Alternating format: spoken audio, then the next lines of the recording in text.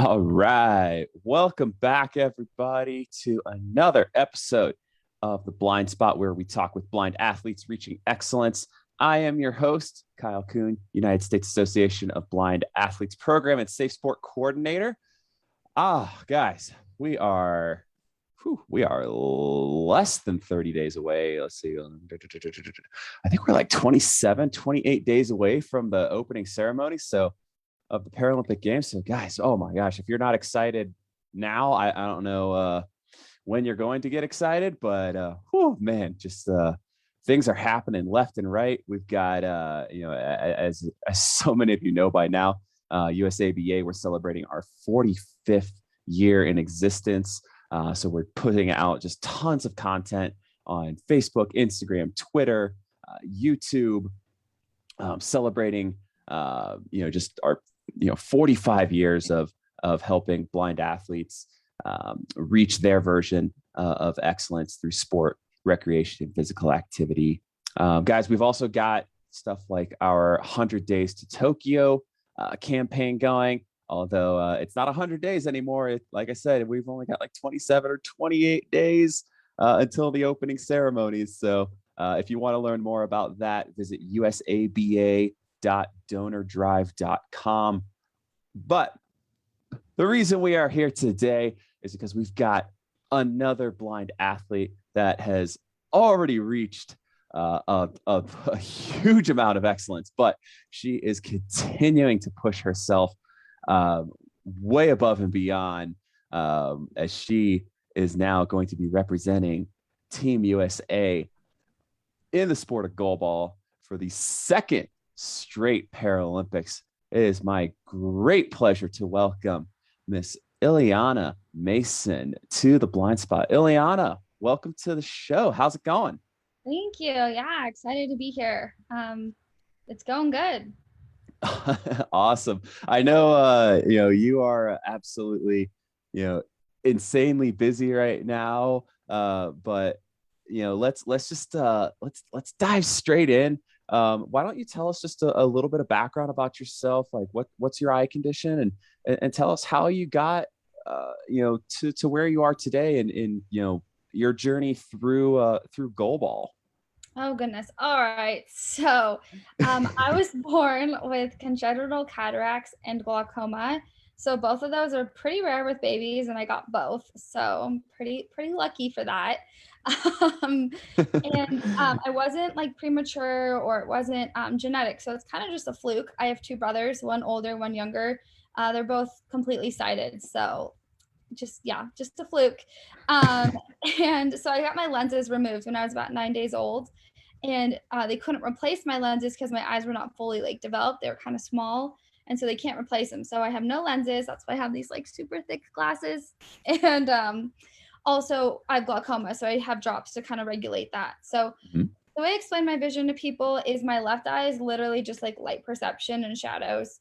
And then Mhm. my right eye is about 2300. So what you can see at 300 feet away as a person with 20/20 sight, I have to be 20 feet away. And then I don't have a visual field very well. So I have to like turn my head all over the place if I want to see something. So some vision, all vision loss is a spectrum, but that's kind of Yep. how mine impacts me. Yep. Um, and then I grew up, like I said, in the middle of two brothers and a very like active sports oriented family, and was always trying to like keep up with sports. But obviously it's really hard to do that when you can't exactly see the ball or what's going on around you. So I tried a few different things. I really liked cheerleading when I was little. I thought that was fun. But I really wanted to be a part of like a team sport. Tried soccer, failed at soccer. I'm just kind of searching, and I kind of had this side of me where I loved like doing like cartwheels and flips. So I was doing gymnastics, but really just for fun. I'm like 5'6". Like there's no way I was ever going to be good at it. Um, Right. and then I discovered goalball, and like when I was like 14 or 15, and I was like, wait, what is this sport? And it was just crazy because I never heard of it, and I learned about it, and I thought it was cool, but I didn't really fall in love with it until I started competing on the youth level. And once I was competing and involved in that environment and a part of the team sport, and like getting to like meet other blind individuals from around the country, I just was like swept into this, and I was like, I love this. I found a sport where I can be an athlete first, and I knew that I wanted to make a Paralympic team. So there was a long road of sacrifice and attending training camps and missing big events. My senior year of high school, my 3 best friends all went to Greece, and I could have went with them. I'm half Greek, and so like it would have been really cool to go on that trip. But we also had youth worlds, and at the time the head coach said, if you ever want to make the adult level team, you have to show me you're committed. So I chose goalball over Greece, and a few years later it's really paid off. So sacrifice along the way, but it's all worth it. Wow, that's so awesome. So where did you grow up, and like, you know, how were you introduced to the sport of goalball?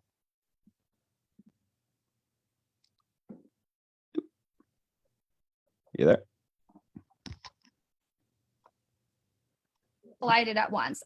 They have the Northwest Association of Blind Athletes, which was just starting when I was about 14, 15, and they're huge now, and they serve athletes all over Oregon, Washington, Idaho. They're amazing. If you're in that region, check them out. And so they were starting to do some like sport events, and I kind of started to learn about it. And then at that same time, 2 Paralympians at that time, Jen Armbruster and Asia Miller, moved to Oregon, and Jen Armbruster was working at Portland State as the inclusive rec coordinator, and we happened to cross paths. And she was like, "You seem like you're athletic. You seem like you're fun. Like, come check out these practices." So I did, and honestly, I hated my first practice. They just made me like do drills, and they're like throwing this ball at me, and I was like, "This isn't fun. Why am I here?" And I told my dad, I don't want to do this. And he's like, "You did one practice. Like, you can't judge this off of one time." Right. So thanks, Dad, for making me go back. Oh man, that's so awesome. Yeah. That seems to kind of be a theme. Like it seems like everyone that I've talked to from the goalball team, like their first practice, they're like, "Oh my gosh, like I did not want to come back," and then Yeah. and then like it just, you got sucked into it. Like You do. what is it that just sucks you in? Like what makes it so special to you? I think for me, it's like this sense of empowerment I get on the court, because like living with a vision impairment, you're having to compensate for everything you do, because like realistically, like this is a sided society we live in. And so Yeah. you're always trying to like keep up with the sided norm, or like overcome whatever, and or adapt. And that's fine, but it can be exhausting. And so to get on the court and put on those eye shades and just have everything equal and your vision's eliminated. And so now you're just competing with all your other like abilities, and you're, like I said earlier, able to be an athlete first, and you're not trying to track this ball down just to have it kicked out of your like line of sight, or you're not trying to like pretend you can see something when you really can't. Like you're just playing, and it's so freeing and it's so empowering to just be an athlete and train to be the best. That's awesome. So, I mean, you've mentioned it a few times about, you know, some of the people that kind of got you into goalball, and some of the some of the family members and stuff that kind of that pushed you and encouraged you. Do you have like an Olympic or Paralympic role model, or someone that is just kind of, or it doesn't have to be an Olympian or a Paralympian, but do you have someone in particular that just kind of, you modeled your game after, the way you comport yourself or present yourself after? Yeah, it's kind of hard. I think I've always really looked up to my dad. He played football in like high school and like college at Southern Oregon. He loved sports, and just he's coached both my brothers in sports. And when I was getting into goalball, he would like come and like learn about it and help us. And when I was in college, I went to Portland State and we practiced, and he'd come help out at practices, or he'd come meet me once a week so we could work on stuff one-on-one. And he's just really like supported me and like believed in me. And he's just been such a big part of the journey. He came to Rio to watch me compete. And so, and he's just like so kind to everybody, and works really hard. And I think I just really try to embody those attributes. That's awesome. So let's take it back to your first Paralympic Games. So you went to Rio. Talk to us about kind of, that experience, and talk to us about some of the highs and some of the lows of that particular, that particular games? Because, that was, there were some challenges in those games. For sure. Well, that was my very first games. So the whole thing was just like a whirlwind and then like such an experience. I think, a couple of things that stick out, opening ceremonies, just like walking with the whole USA delegation with all these other athletes and that they like are, playing all these other sports. And you're marching in and there's just like the crowd and everyone's cheering and you're just like, oh my God, like what is happening? Like I'm walking in for opening ceremonies of this thing I've trained for so hard. And then similarly, walking into our very first competition, you march in and there was like 10,000 people in the stands. Like I've never competed in front of that many people and they're cheering. And, of course, our first game is against Brazil. So like we are not a favorite, like by far. And you're just like shaking. And I remember that game, my coach, he kind of prepares us pregame and he kind of told me, like, you're probably not going to play much this game, and I knew going into Rio, like my role on the team. And so I was just like so ecstatic to be there and ready to like help in any way. But I was like, okay, I'm probably not going to play. And then halfway through the game, he's like, get ready, you're going in. I was like, I'm what? Like, I came here to play, but you actually want me to play? Like, what are you, no way. So that was kind of crazy. I think to talk about, you said a low, we got mercied by Turkey and that was hard. Yes, that was hard. Like it's painful. It's hard. I mean, honestly, it's embarrassing to get mercied on the world stage like that in our semifinal game.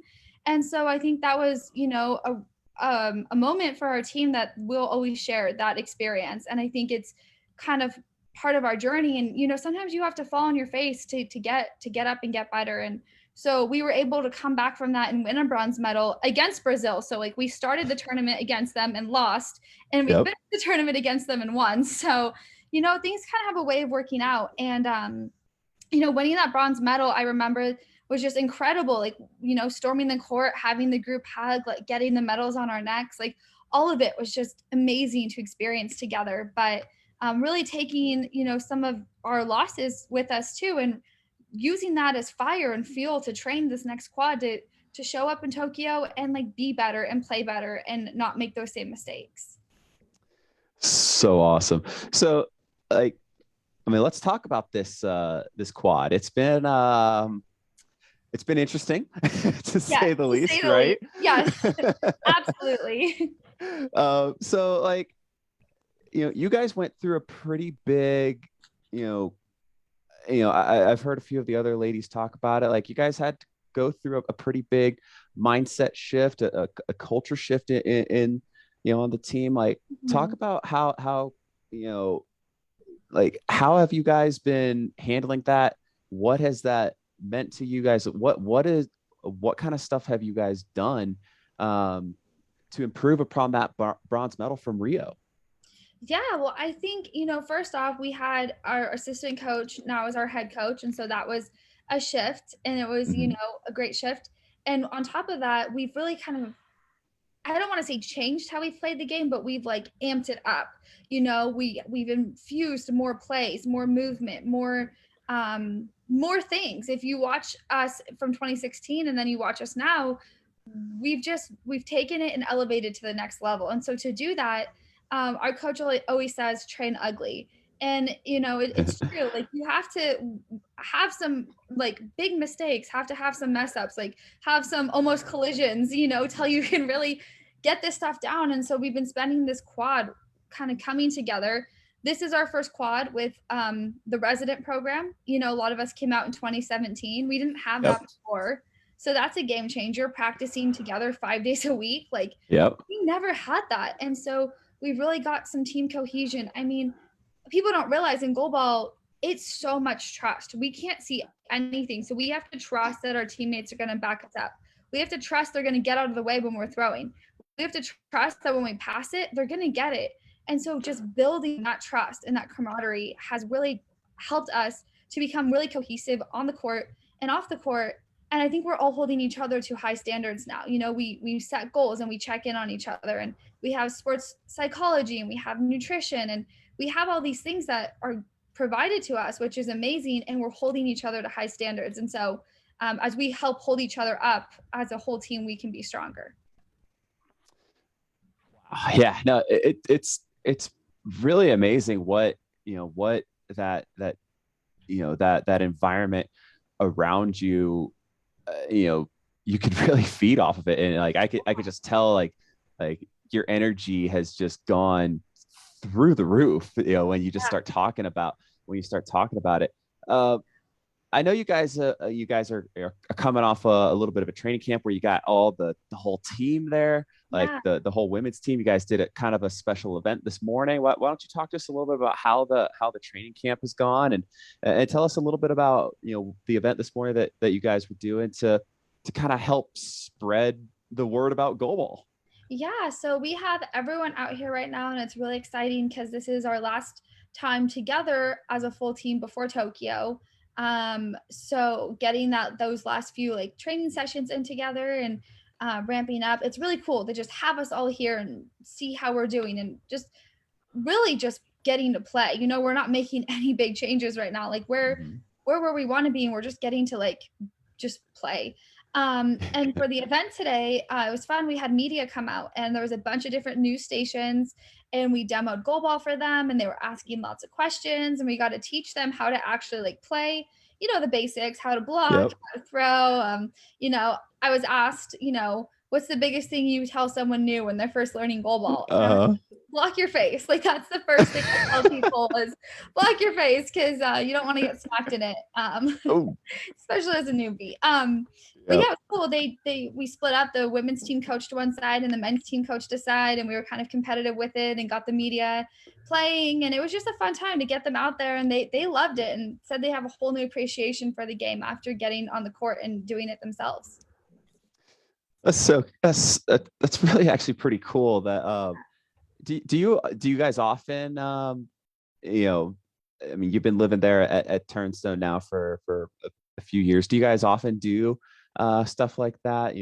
Bring media out, or bring people out, and teach them the game of goalball. Yeah, so we had the IBSA qualifier here in 2019, and so Mhm. we had some good media coverage then and taught some goalball. We also did a fun event in the fall of 2019 where some people from the fire station and some from the police department came out. And so we did like 3 or 4 Oh, practices. Yeah, we coached them up. It was firefighters versus police officers, and we coached them up, and then they had like a whole tournament, and it was a big fundraiser. So that was a really fun time. So we've definitely got to do some really unique events. We've played at a Mad Ants game, which is, I don't know the name for not NBA, but it's like the smaller basketball leagues. right, right, right, Yeah, right. they played, and we got to like on halftime kind of demo some goal ball, so that was really cool. Fort Wayne has really just like helped us spread the word and like taken goal ball as a part of their city and like helped us, show it. We've shown it to college kids who've come out for adaptive sports, Mhm. or their recreational therapy. We've worked with a 4th grade classroom for a couple of years now in a row, teaching to the youngsters. So we've really just hit a lot of populations out here teaching goalball and spreading the word. So cool, so cool. Uh, I want to shift gears a little bit. So, I mean, you guys are defending a bronze medal. You're looking to move up on that podium. You guys have a gold medal mentality. Mhm. Um, and there's been, in the news the last couple of days, there's been some talk about, pressure and the spotlight and the mental side of things.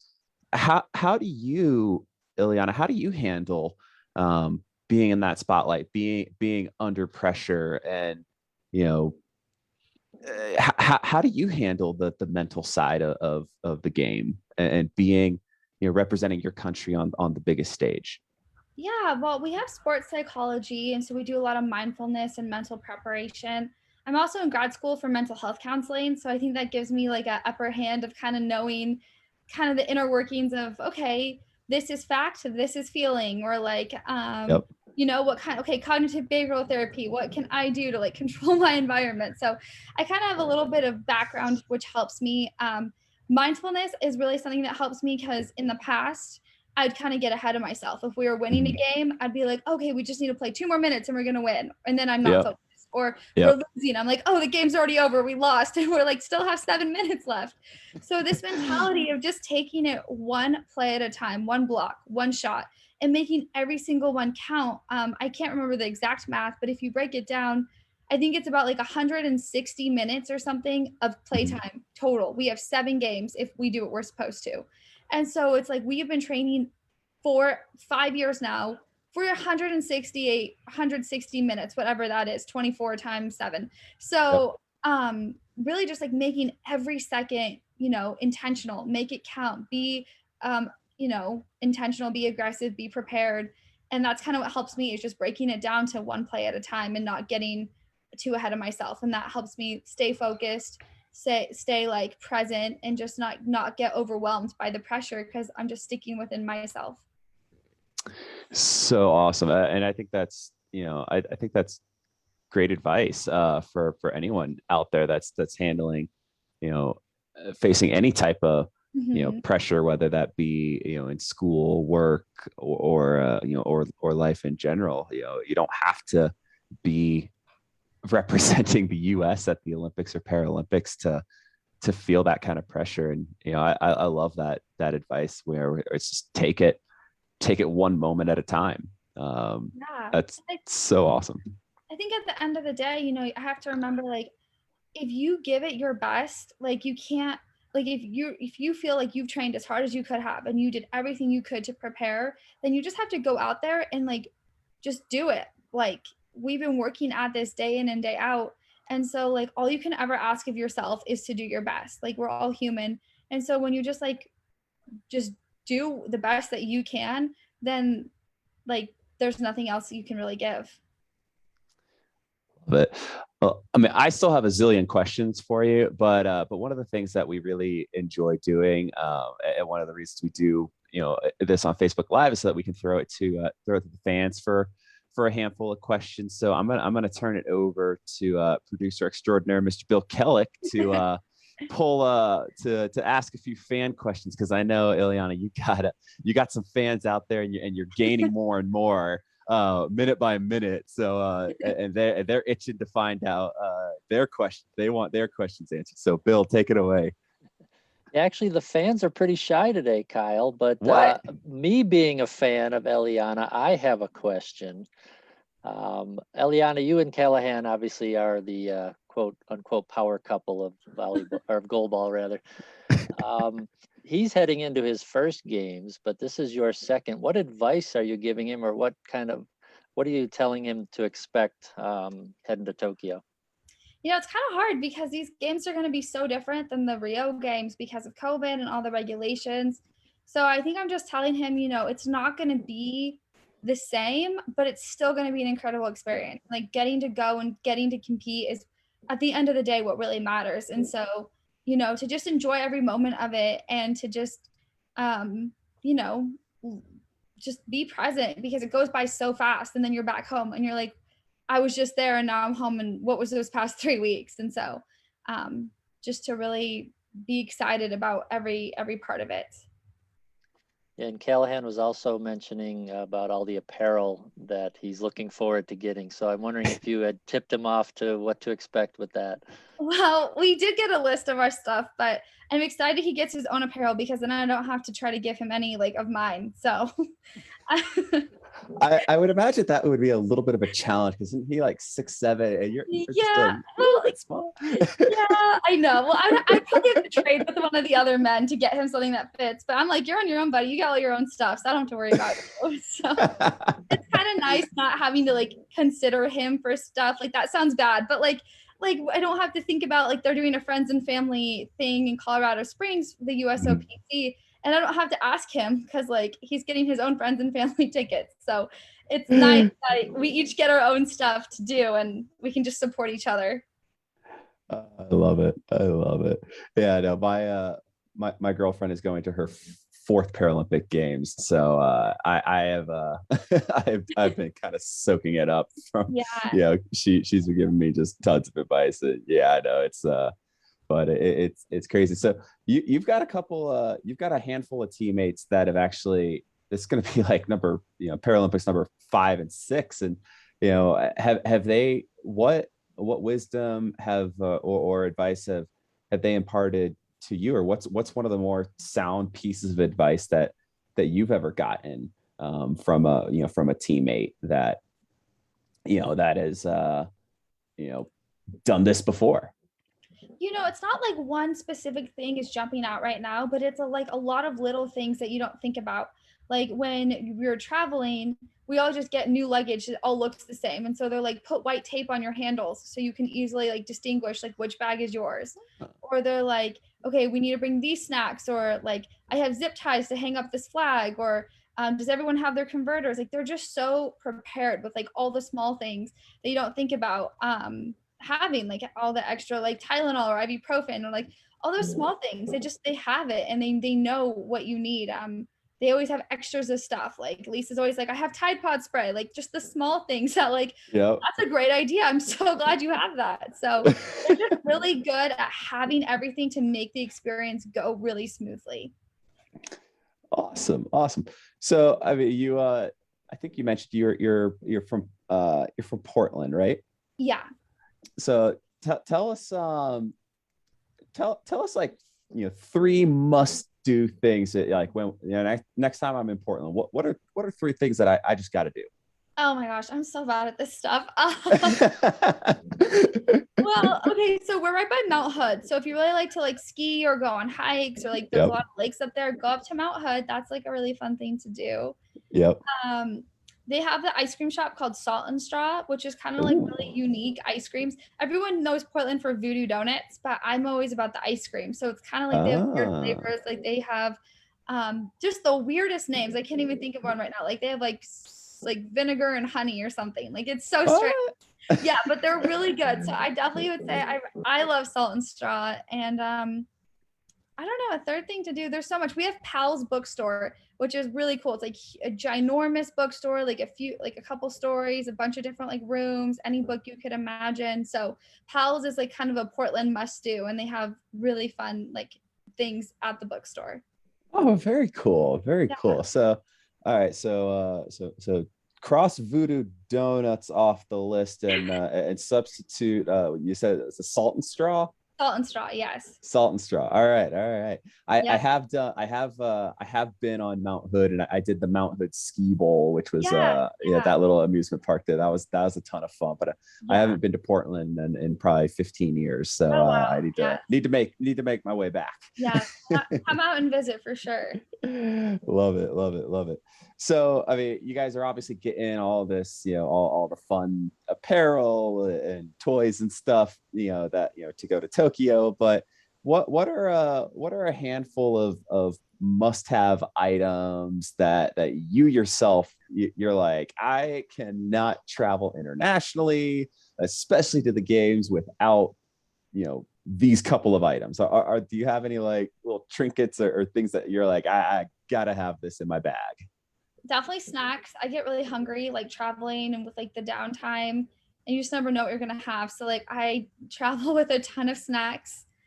I do a lot of audiobooks, and I do that through my phone. So I mean, you never want to travel without your phone, but especially like for the audiobooks, I need books for the plane. For sure. What are some favorite books that you recommend? Oh gosh, I'm so bad at this spot stuff, Kyle. Come on, I'm trying to I'm throwing audiobooks on my phone all the time because I love reading, right? But I need to know what you're reading. So Well, I like a good mix. Like, okay, I love psych thrillers. So anything by Cass Gerritsen or Ruth Ware, like I love them as authors. I love all books. Like I love, of course, fantasy. Like I've read all the Harry Potters like a few times. So those are really good. I read Becoming by Michelle Obama. That was a great one. If you're into more like self-help, like mental health books, Brene Brown has a ton of good ones, like Rising Strong. So I'm kind of all over the board with books. Callahan makes me read Stephen King with him, and I hate it. So if you like Stephen King, though, they're good if you like it. I love it. Oh man. So I this has actually been kind of a fun question I've been tossing out the last few weeks. So you're the captain of the Goalball team, and you get to choose 2 celebrities to be on your team. What two celebrities are you choosing? Okay, so are we going because like I think they're gonna help me win, or because I want to meet them? You take it however you want. Okay. How about we do one of each? Like you could if you want the two that you just absolutely want to meet, you could that's your that's one part of that's team, and then you can choose your two that you're like I want these two on my team because I know they're gonna help me win. Well, the two I definitely want to meet are Taylor Swift because I Okay. am her. Okay. And Emma Watson because she's amazing. So those are my two. We'd be a power team, the three of us. Love it. Yeah. Love it. Oh, that's awesome. Yeah. Oh man. All right, Eliana. Let's dive into just a handful of these are kind of some lightning round fun questions as well. So like what do you have, like I know you guys have been working a lot with dietitian, nutritionist, all of that, and you guys are all you got your nutrition dialed. But I mean, when you're standing on top of the podium in Tokyo and all bets are off, and Eliana is saying now it's time to have some fun. What's the post-match treat that you're going for? French fries. I love French fries. I always say I'm a salty person, not sweet. Like I love like chips or French fries. I'm not as into sweets, but French fries, sure. All right. No wonder you like the salt and straw. Yeah. Salted caramel is my favorite ice cream there. This salted caramel. It's like salty and sweet. Like dipping the French fries in a milkshake. That's how you do it. Yeah. No, yeah. Now you're speaking my language. Yeah, That's good. That's good stuff. Yeah. I could probably guess the answer to this. But what's your favorite like music genre or band that you listen to? Country music's my favorite. Everyone makes it, but I'll own it. Yep. Yeah. Love it. Dogs or cats? Dogs. I hate cats. Oh, okay. that was decisive. Yes. Love it. Are you a coffee or a tea drinker? Coffee. Coffee. How do you take it? Sweet. Sweet. Okay. I have more sugar than coffee. So. I'm trying to pull it back a bit. Yeah, I joke with people. I'm like, would you like some cream with a splash of coffee? Yeah, that's my mom is like, I want it super piping hot, like completely black coffee. I'm like, yeah, disgusting, mom. Yeah, I usually take my coffee black, but there is nothing wrong with a little with a little sweet treat. Yeah. So, chocolate or vanilla? Chocolate. Chocolate. All right. Do you like to stay up late, or are you get up early kind of gal? Neither. I like to go to bed at like 10:30 and sleep till like 8. So like right there in the kind of in the middle. That's respectable. Do I always get that? No, but that would be my situation. For sure. But if I had to pick, I'd rather stay up late than get up early. Okay. All right. Respectable. I respect that. Sparkling or plain water? Oh, plain.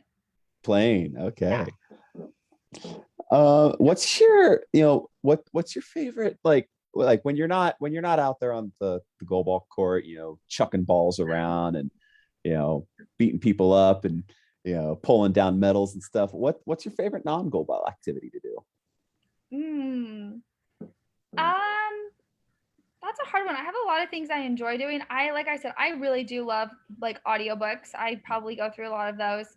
I enjoy like being active, like going for like bike rides or like going skiing in the winter or going boating in the summer. So living in the Pacific Northwest, we do a lot of outdoor activities. So for sure. And then just spending time with family and friends. I'm a super like big family person. So awesome. You guys do like do you guys do like big holiday stuff like around like Christmas and Thanksgiving or?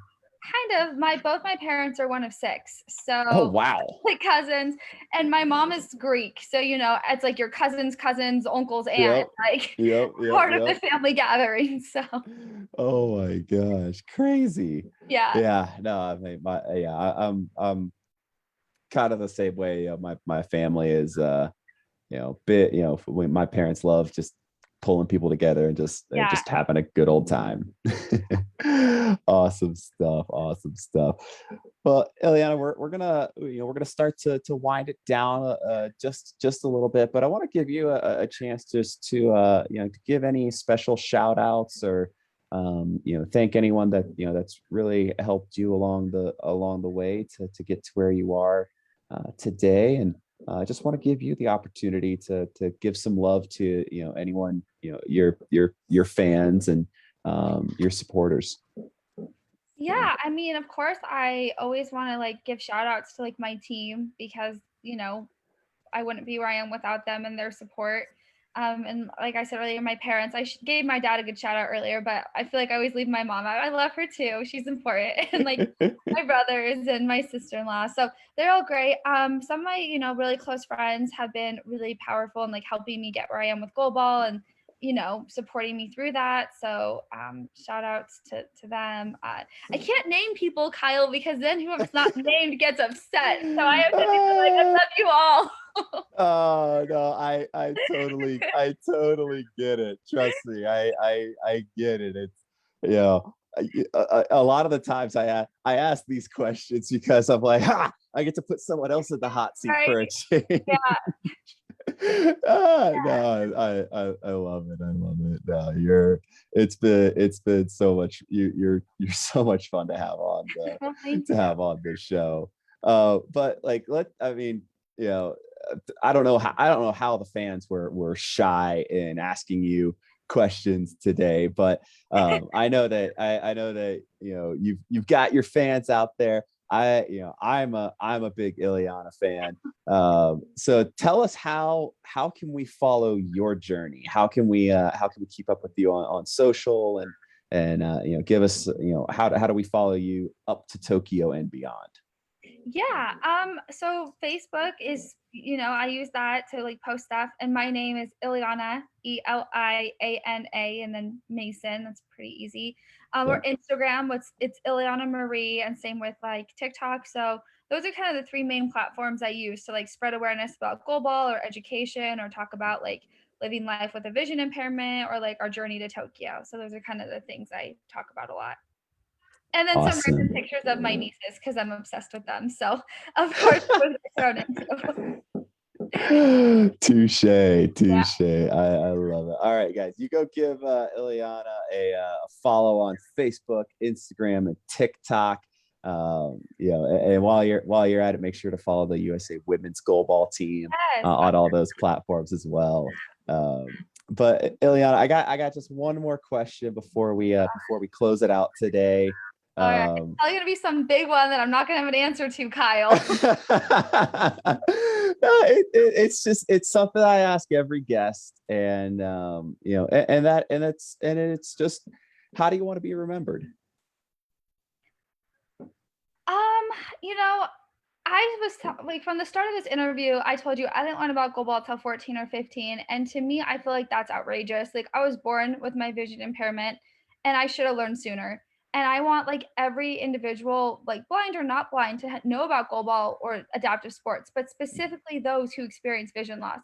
So like it is really important to me to spread like education and awareness and like be a good disability advocate. So I think that's how I want to be remembered, is like doing my part to like make this world a more like accessible place and to give, young athletes the opportunity and the strength and the motivation to know like they can accomplish, whatever they, are willing and able to step forward and put their minds to.